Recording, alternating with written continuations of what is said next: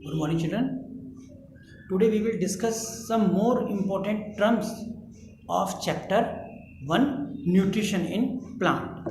In my last video I explained the nutrition, mode of nutrition.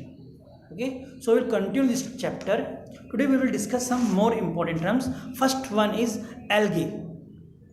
Algae, what is algae? Algae, these are aquatic lower plant which do not have differentiated stem, root and leaves. They are green in color due to presence of chlorophyll. Algae can prepare their own food by photosynthesis. Algae आप जानते होंगे जो green green सी covering हो जाती है water bodies के चारों तरफ, देखा होगा आपने, इसको हम हिंदी में काई बोलते हैं, वो एल्गे है। एल्गे ग्रीन कलर का होता है और ये फोटोसिंथेसिस कर सकता है because it have chlorophyll, so it can make their own food. It is autotrophic mode of nutrition, right students?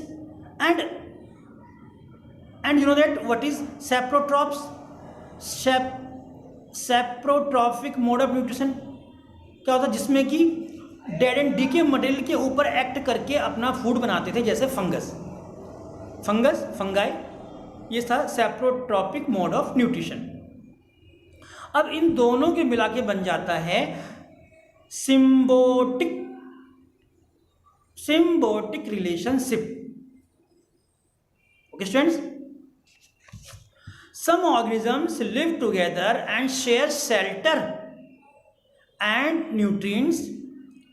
This type of relationship between organisms in which both of the partners are benefited by each other is called symbiotic relationship.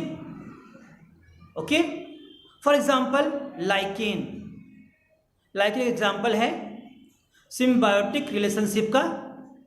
इसमें क्या होता है, एक fungus और algae आपस में मिलके रहते हैं.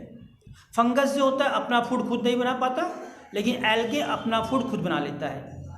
सो algae need shelter to protect itself from heat, sunlight, and fungus need food because it can't manufacture their own food. So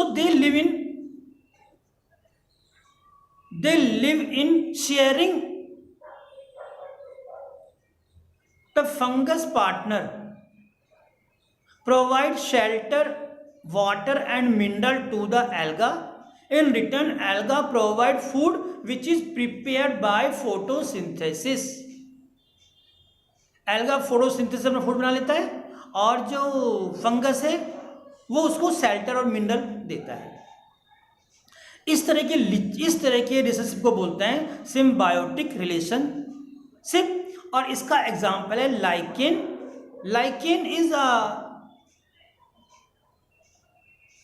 lichen is used to make litmus paper. Lichen का use हम litmus paper बनाने में करते हैं. The second thing is insectivorous plant. Insectivorous plants are those which eat insect to fulfill their requirement. Okay, इसका example है pitcher plant.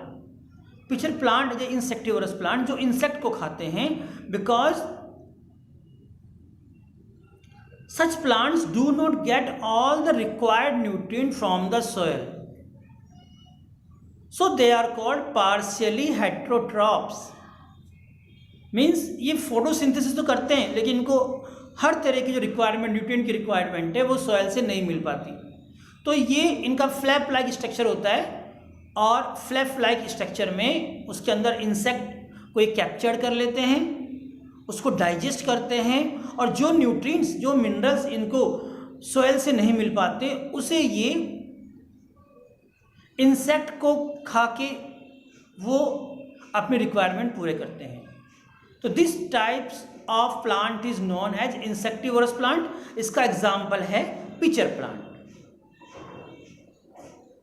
Next है parasitic mode of nutrition, जिसका एग्जाम्पल है कसकटा प्लांट, अमरबेल जिसको बोलते हैं.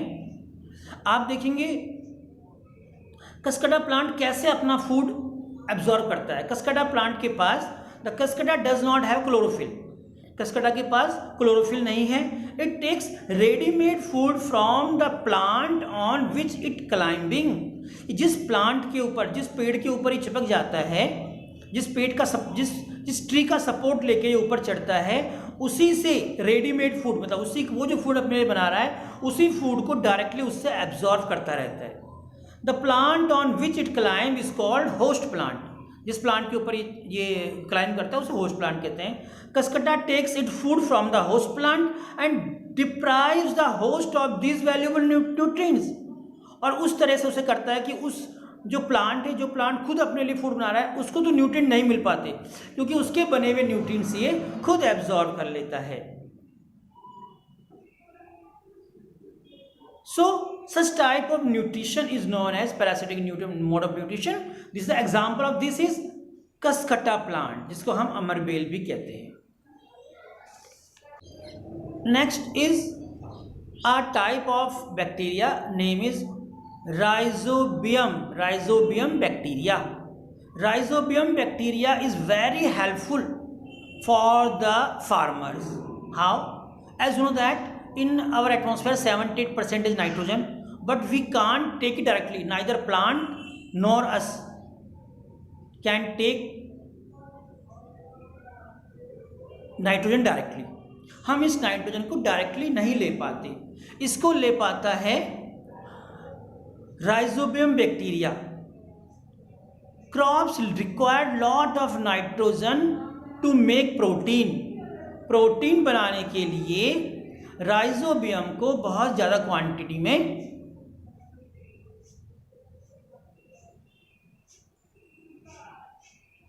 प्रोटीन की रिक्वायरमेंट है। Usually crop require lot of nitrogen to make protein, protein बनाने के लिए नाइट्रोजन की रिक्वायरमेंट होती है।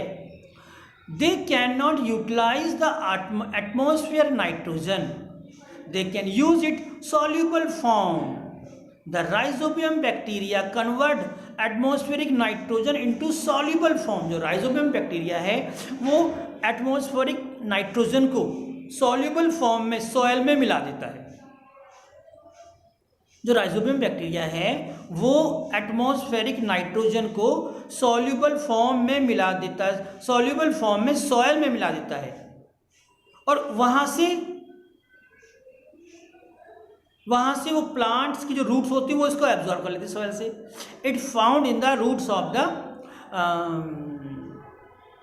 प्लांट्स।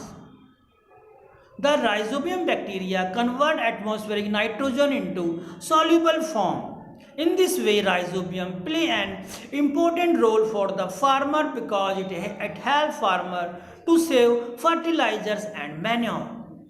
मतलब कि प्लांट को जो नाइट्रोजन चाहिए, जिस तरह से हमें डिमांड है प्रोटीन की ग्रोथ और डेवलपमेंट के लिए, उसी तरीके से प्लांट को नाइट्रोजन चाहिए ग्रोथ एंड डेवलपमेंट के लिए।